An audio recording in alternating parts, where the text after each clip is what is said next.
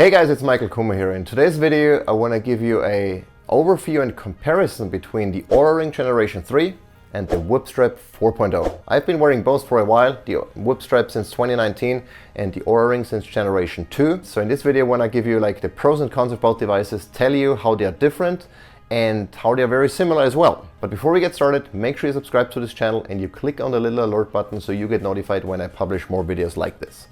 I should also mention that I have a fairly in-depth comparison article on my blog. I'm going to link that down below, so check that out if you want to find out more information, get into all the nitty-gritty that I won't be able to cover in this video.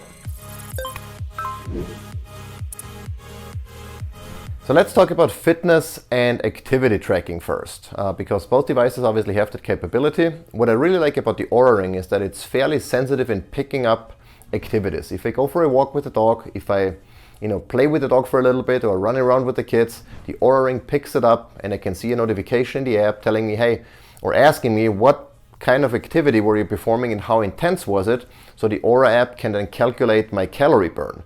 Whoop, on the other hand, is a little bit different. The activity has to be long enough and my heart rate has to be high enough for the activity to be picked up and automatically recognized. But if it does, Whoop is really good at automatically detecting what type of activity I was performing. And there is a huge list of activities and workouts that Whoop is aware of.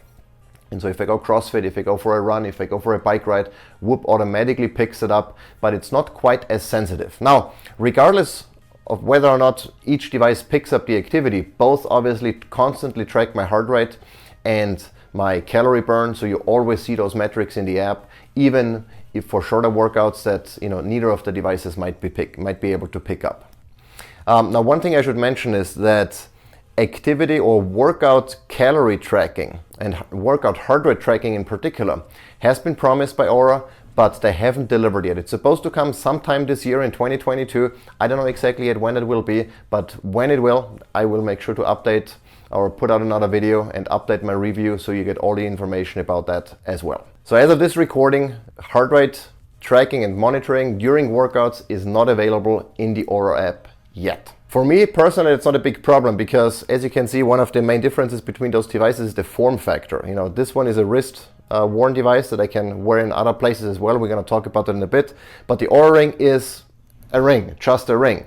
And for the type of workouts that I perform, meaning CrossFit predominantly, where there are kettlebells and dumbbells and barbells involved, doing pull-ups and all kinds of stuff, I can't wear the ring anyway because it would scratch it up and it would probably be painful to wear it. So I always take it off before going to CrossFit and I put it back on when I come back. Now I use that as an opportunity to charge the ring, so that's not really a biggie. And because I have an Apple Watch and I start each of my workouts on the Apple Watch and Oura integrates with Apple's Health Kit, the Oura app basically gets notified about those workouts and I can see them in the Oura app. So it's not a huge deal that I can't wear the ring, but for those of you who do activities like biking, like jogging, and they want to track the activities and the heart rate during those activities, that feature is not yet available as of this recording. The other thing, or the other feature I want to talk about is sleep tracking. Now, both devices are or claim to be fairly accurate sleep trackers. They can detect the different stages of sleep that you're in, including light sleep, REM sleep, deep sleep, how many disturbances you had, what your blood oxygen saturation was, your HRV and your resting heart rate, all of that stuff during sleep. Both of those can do that.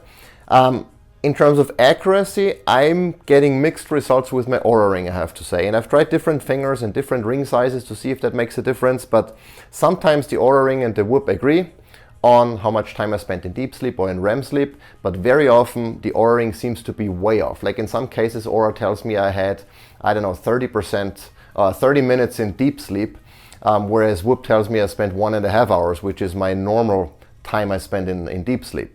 And I feel like if that was true, if I only spent 30 minutes in deep sleep or in REM sleep in some cases, I would not feel good in the morning. I would not feel rested and ready to roll, and I do on most days. And so I don't fully trust Oura, but I also know that they are working on a different sleep algorithm that was also promised for 2022. So that's why I keep wearing that ring, and because I want to find out what that algorithm is going to do to the sleep tracking to see if it becomes more accurate. As of right now, I fully trust Whoop. It seems to be fairly accurate, at least the most accurate one.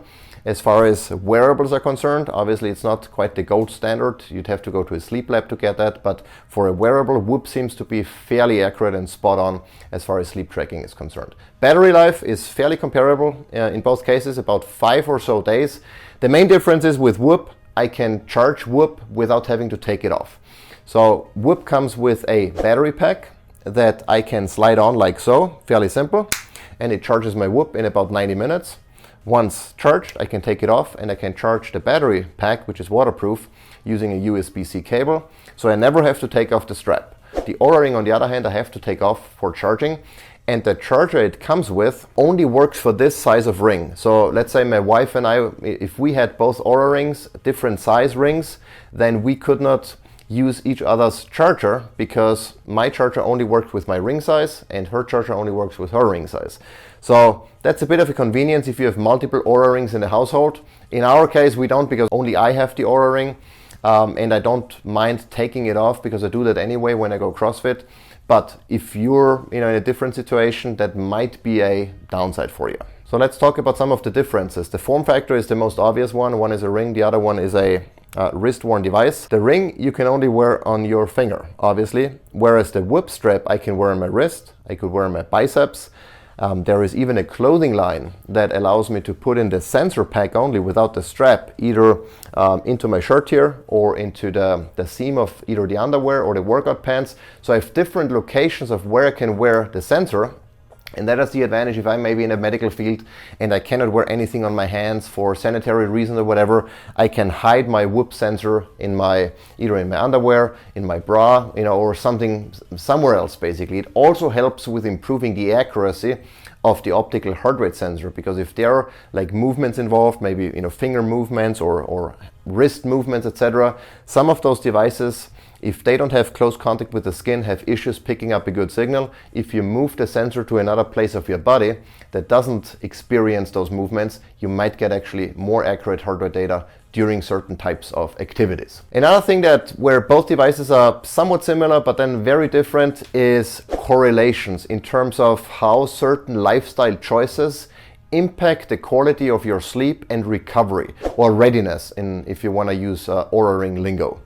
And so what I mean by that is Whoop has what's called a Whoop journal. It's a database of different lifestyle behaviors and choices. And every morning I can answer a couple of questions, and I can choose the lifestyle behaviors that I want to give feedback on. For example, every morning I tell Whoop how many glasses of alcohol I consumed, if any, if I intermittently fasted, if I used a sauna, if I used my cold plunge or cryotherapy, if I supplemented with magnesium, etc., etc. You can pick and choose from a laundry list of behaviors, and then Whoop uses those answers to correlate those behaviors with changes in sleep quality and recovery score. And that's super helpful because it helps me then to make changes to my lifestyle that positively influence my sleep quality as well as recovery. Oura has something similar. They are tags, Oura calls it, that you can assign and you can add to your previous day, but they are fairly limited. You have to type in the tag name. You can create as many as you want to, but it's not as convenient as the Whoop journal, because every morning I have to think about what tags I want to add. It doesn't allow you to specify exactly when a certain behavior occurred. So let's say I have a tag called alcohol. I can tag something with alcohol. I can tag a previous day with alcohol, or my previous night with alcohol, but I can't really tell the Oura Ring how many glasses I consumed, when exactly that behavior happened, etc. And I have to remember what I want to tag. Or I have to browse through the entire list every day and pick the ones that I want to use for the tags of the previous day. With the Whoop journal, I get basically a question that says, hey, how many did you consume alcohol? Yes. How many glasses? When was the last drink, etc. So Whoop is more proactive in asking me those questions, and they're always the same based on my choices. And it makes it much, much easier to quickly input the data and be done with it, instead of having to scroll through a whole list and trying to remember what tags I want to use on a given day. So similar idea, but Whoop has a significantly more robust implementation of that, and I really like that. It's really one of my favorite features of the Whoop strap. And I wish Oura would add that at some point in the future. Now, the reason why I'm wearing both is, A, because I want to see all the updates that Oura has promised in terms of the new sleep tracking algorithm and the activity, heart rate tracking, etc. So I want to find out how that's going to go. And I also like how slick it looks. You know, I'm actually wearing it instead of my wedding band. Well, in fact, I have not worn a regular wedding band in so long, I don't even remember what finger it's supposed to be on. But it's the only ring I wear. I really like it how it looks. I'm fascinated by how much technology Oura managed to put into this tiny form factor. And I hope it's going to get significantly more accurate in terms of the sleep tracking and the improved recovery, correlations, etc. But I trust Whoop as my main data source, basically. You know, my sleep tracking, my recovery tracking, this is what I always default back to. If in doubt, I look at Whoop, and that's my recovery score that's the recovery score I trust, that's the sleep score that I trust. I also look at Oura, but I think overall, based on my lifestyle choices, based on my requirements, Whoop is the slightly more robust solution. I like it better. I can move it to different places. It's typically not in the way. I don't have to take it off, neither for exercising nor for charging. I really like that. But again, everyone is slightly different. So you might prefer the ring. As far as pricing is concerned, for the longest time, Oura was you buy it once and you own basically the hardware. There was no monthly subscription, whereas Whoop has always been a subscription model. And many people complained and said, I wish I could just buy the Whoop strap and don't have to worry about a monthly membership. But with the Generation 3, actually, you buy the Oura ring, the hardware, and then you have to pay a monthly subscription as well. So I don't know exactly why Oura did that. I think that might have been the wrong choice from a pure user satisfaction perspective, because now they can't use the argument anymore that there's no subscription. So there are different ways of pricing. You basically pay a couple of $100s for the ring and then a small monthly subscription. For Whoop, you don't pay anything up front, but it's a slightly higher monthly subscription. There are pros and cons to each of those. If you want to give Whoop a try, I have a discount link down below. Check it out. It's going to give you $30 off your monthly membership. So that's basically a 1 month free. That helps you, that helps me. But with that, we're going to wrap it up. Again, I really like both devices. I think this looks really cool. I think this is super useful, more useful than the Oura ring. But I'm looking forward to see what updates Oura can put out in the next couple of months and later this year. Once they do, I'm going to do another video, give you the updates. Until then, see you next time.